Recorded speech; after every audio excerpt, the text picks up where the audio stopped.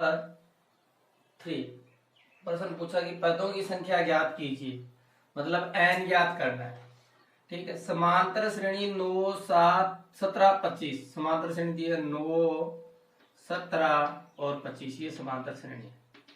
कितने पदों के लिए जाए कि उनका योगफल कितना हो जाए। एपी समांतर श्रेणी दी है आपको और योगफल 536 हो जाए, तो मतलब एस एन दिया हुआ है कितना 636। अब आपको करना क्या है, एन पदों की संख्या ज्ञात करनी है, मतलब आपको क्या ज्ञात करना है, एन ज्ञात करना है। मतलब एस एन दिया तो एस एन वाला सूत्र लगा लेंगे और एन ज्ञात कर लेंगे। अब एस एन वाला सूत्र क्या होता है, उसके लिए क्या चाहिए, ए चाहिए, डी चाहिए और एस एन अपने पास है।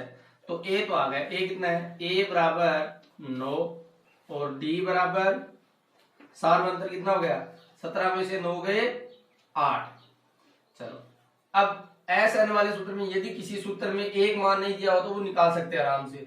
अब इस एस एन वाले सूत्र में 3 मान हमारे पास है, एस एन का, ए का और डी का, तो एन का मान हमें निकाल सकते हैं। मतलब जैसे योगफल की बात आ जाए और पदों की संख्या पूछ ले तो आप एस एन वाला सूत्र लगाए, क्योंकि आपको ट्री में एस एन वाला सूत्र लगाने के लिए क्या है, एस एन का योगफल दिया हुआ है आपको और ए और डी दिया हुआ है। तो एस एन का सूत्र क्या होता है, एस एन बराबर एन अपॉन 2 कोष्टक 2a प्लस n माइनस 1 गुणा d, ये सूत्र होता है। अब एस एन का मान, तो एस एन का मान कितना 636 बराबर n का मान नहीं है तो n अपॉन 2 कोष्टक 2 गुणा a का मान कितना है 9 प्लस n का मान अपने पास है नहीं तो n माइनस 1 और गुणा d का मान कितना अपने पास 8, तो 8 636 बराबर n अपॉन 2, 2 को 9 से गुणा किया 18 प्लस, अब इस कोष्टक को पूरा 8 गुणा हो रहा है तो गुणा कर दो 8n माइनस 8 कोष्टक में 636 बराबर n अपॉन 2। अब देखो गणित की संख्या 18 और 8 है, 8 माइनस के 18 तो कितना बच गया 10 प्लस 8n। ठीक है, 636 बराबर, अब ये गुणा हो रहा है तो मल्टीप्लाई कर दो तो 8n, इसका कितना हो जाएगा भाई, n को इससे गुणा करेंगे तो कितना आ जाएंगे 10n अपॉन 2। क्यों, n को 10 से गुणा किया, n और नीचे 2 है तो बटा में 2 प्लस 8 को इससे भी गुणा करो क्या जाएगा 8n स्क्वायर बटा 2। अब 2 से कट रहा है दोनों तो 5 है, यहाँ क्या जाए 636 बराबर 5n प्लस 4n स्क्वायर, ये अपनी समीकरण बन जाएगी भाई। देखो कैसे बनेगी, अब देखो 4n स्क्वायर प्लस 5n इधर है और इधर क्या है 636। अब इसको द्विघात समीकरण बना ले, कैसे 4n स्क्वायर प्लस 5n और माइनस इधर ले आएंगे 636 और बराबर 0, क्योंकि ऐसे तो हम n का मान निकल नहीं रहा है। अब क्या करेंगे, इसकी गुणनखंड करके हमको n का मान निकालना पड़ेगा। अब क्या करें कि 4 को इससे मल्टीप्लाई करके क्या आता है, फिर 5 के ऐसे टुकड़े करने हैं जिससे क्या ये बहुपद टुकड़ों में बढ़ जाएगा। अब देखिए गुणा करने पर क्या आना चाहिए, अपना गुणा, इन बाहर वालों को गुणा करना है। गुणनखंड विधि आप जाने बहुपद तीसरी प्रश्नावली उसमें है टॉपिक के रिलेटेड, द्विघात के समीकरण में गुणनखंड के x का मान निकाला, यहाँ n का मान निकाला, वैसी समीकरण। अब 4 इसको गुणा करेंगे दोनों को तो 636 को 4 से गुणा कर 2544 आते हैं। ठीक है, अब 5n के ऐसे टुकड़े करो जिससे कि गुणा करने पर दोनों को क्या है 2544 व जोड़ने पर आए 5n, तो क्या करते हो देखो 4n स्क्वायर प्लस 5n के टुकड़े करूंगा मैं 53n माइनस 48n। देखो 53n में से 48n गए कितने बचे 5n, 5n है, यहाँ कोई दूसरी बात नहीं लिखी है, और माइनस 636 बराबर 0, ये समीकरण बन गई। अब इनमें से कॉमन क्या आ रहा है, 2 2 ले लो भाई, इनमें से कॉमन क्या आ रहा है n कॉमन आ रहा है, तो यहाँ क्या बच गया 4n प्लस 53 बच गया यहाँ, और यहाँ कॉमन क्या आ रहा है माइनस के 12 कॉमन आ रहे हैं। ठीक है, तो यहाँ क्या क्या बचेगा 4n 12 में भाग गया 48 का, तो 4 बच गए, 4 n आ गया, और माइनस 636 में 12 का भाग देते हैं तो कितने आ जाते हैं, प्लस के 53, क्योंकि माइनस कॉमन ले लिया है, ठीक है ना, तो माइनस कॉमन लेते ये दोनों माइनस के प्लस हो गए, ठीक है। अब एक तो ये कोष्टक बना लो, n जो कॉमन है उसका n माइनस 12, और एक क्या अपने पास बहुपद आ गया, एक आ गया 4n प्लस 53, ये आ गया। अब देखो एक तो n का मान इससे n इसके बराबर 0 रखो, n माइनस 12 बराबर 0, तो n का मान कितना आ गया 12 प्लस का 12, क्यों 12 उधर जाएंगे प्लस क्यों जाएंगे। अब दूसरी समीकरण से देखो 4n प्लस 53 बराबर 0, तो 4n बराबर इधर गए माइनस के 53 हो गए, और n का मान निकालना n बराबर माइनस 53 बट्टा 4। अब देखो कितने पद होंगे, पद ये तो हो नहीं सकते, पद यही होंगे, अतः n का मान यानी कि अतः है n का मान 12 माइनस 53 बट्टा 4 को छोड़ते हुए n का मान 12 लेंगे, क्योंकि पदों की संख्या कभी भी ऋणात्मक नहीं होती, तो n बराबर क्या लेंगे 12। अतः इस समांतर श्रेणी कितने पदों के लिए उनका योग 636 हो जाएगा, 12 पदों के लिए समांतर श्रेणी का योगफलों का योग 636 हो जाएगा। पदों की संख्या ज्ञात कीजिए, सवाल नंबर तीसरे का दूसरा, 63 60 57 कोई श्रेणी है, इसमें कितने पद लिए जाएंगे 693, योगफल उसका 693 हो जाएगा, मतलब एस एन के बराबर क्या दिया आपको 693 दिया। और अब आपको क्या पूछा है कि कितने पद, मतलब n पूछा है, तो n क्वेश्चन मार्क, ठीक है। अब आपको एस एन वाला सूत्र लगाए सोल्व करना है इसको, तो आपको a और d चाहिए, तो a का मान कितना है 63 और d का मान कितना हो जाएगा 60 माइनस 63 बराबर -3, d निकालनी आती है, दूसरे पद में से पहला पद घटाना, और a हमेशा प्रथम पद होता है। अब आपको क्या है योगफल दिया हुआ है, a आपके पास है, d आपके पास है, तो कितने पद लिए जाए कि उनका योगफल 693 हो जाए। तो आपको पता है कौन से सूत्र में अप्लाई करो, एस एन वाले सूत्र में, पदों की n पदों की योगफल वाले में, तो उस सूत्र का उपयोग करते हैं। एस एन बराबर n अपॉन 2 कोष्टक start 2a plus n minus 1 गुणा d कोष्टक बंद। एस एन कितना मान कितना है 693 बराबर n अपॉन 2, n का मान हमें दिया हुआ नहीं है, कोष्टक 2 गुणा a का मान कितना हमारे पास 63 प्लस n माइनस 1 गुणा d का मान कितना है -3, तो -3 693 बराबर n अपॉन 2, 63 को 2 से गुण करेंगे तो 126 प्लस, अब इसको मल्टीप्लाई करो, माइनस n को -3 से गुणा करते हैं -3n, और माइनस माइनस गुणा करते हैं प्लस, 1 को 3 से गुणा करते हैं 3, 693 बराबर n अपॉन 2, 126 प्लस के और 3 भी प्लस के, कितने आ गए भाई 129, तो कितने हो गए भाई -3n प्लस के 129।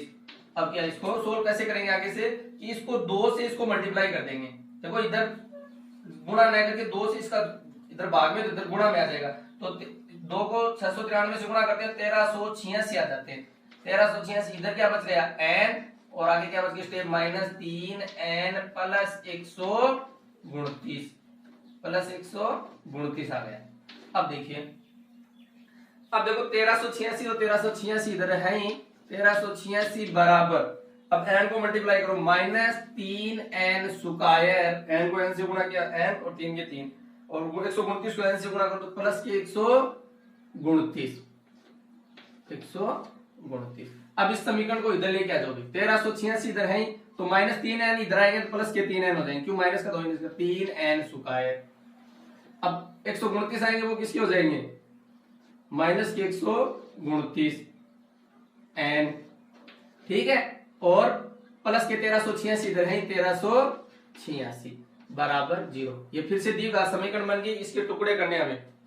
अब देखिए समीकरण बहुत बड़ी हो गई, इसमें एक टेबल का भाग जा रहा है, पूरा तीन का भाग जा रहा है सब में, तो 3 का भाग दे दो, वो छोटी कर लो इसको, क्या बच जाएगा n स्क्वायर माइनस 129 में कितनी बार जाता है 43 बार, 43n, और प्लस 1386 में कितनी बार जाता है 462 बार बराबर 0।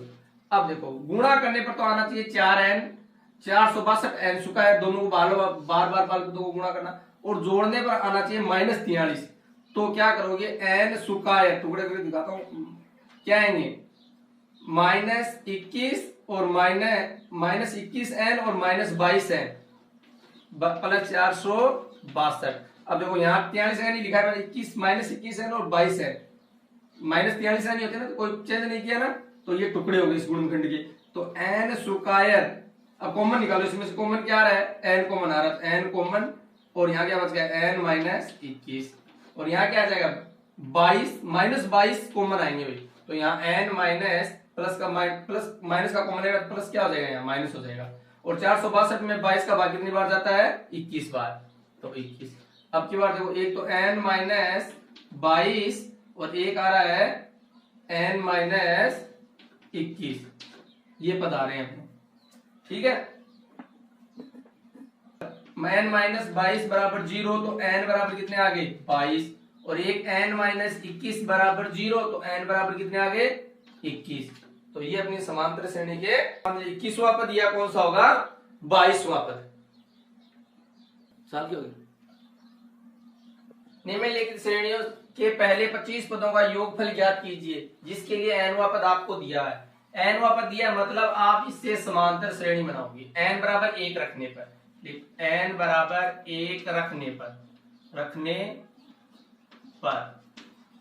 n बराबर 1 रखोगे तो a1 आ जाएगा पास, a1 बराबर 3 + 4 गुणा 1, n किसी का 1 अप्लाई कर दिया, तो a1 बराबर कितना आ गया आपका, 3 + 4, 3 को 4 से 1 से गुणा किया 1, तो a1 कितना आ गया, 7। इसी प्रकार n का मान 2 रखने पर, n का मान रखने, समांतर श्रेणी बना रहे हैं रखने पर, तो a2 बराबर 3 + 4 गुणा 2, तो a2 कितना आ गया भाई, 3 गुणा 8, 8 में 3 जोड़े 11, a3 कितना आ जाएगा, n का मान 3 रखने पर, तो क्या आ जाएगा, n a3 बराबर 3 + 4 गुणा 3, a3 बराबर कितना हो गया, 3 + 12 बराबर 15, 12 3 15।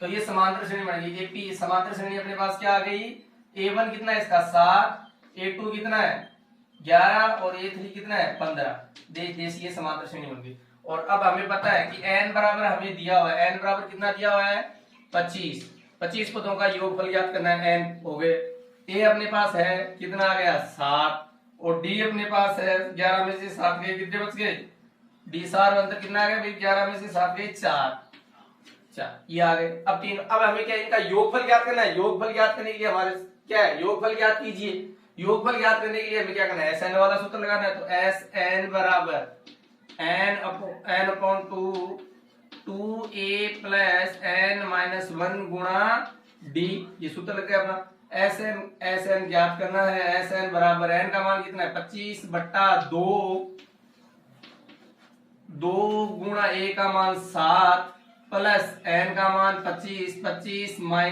1 और गुणा d का मान है 4। SN बराबर 25/2 और 2 को 7 से गुणा किया 14 प्लस 25 में से गया 24 गुणा 4। SN बराबर 25/2 कोष्टक में 14 प्लस 24 को 4 से गुणा किया कितने आए रे 96। SN बराबर 25/2 और 14 और 96 कितने होते 110।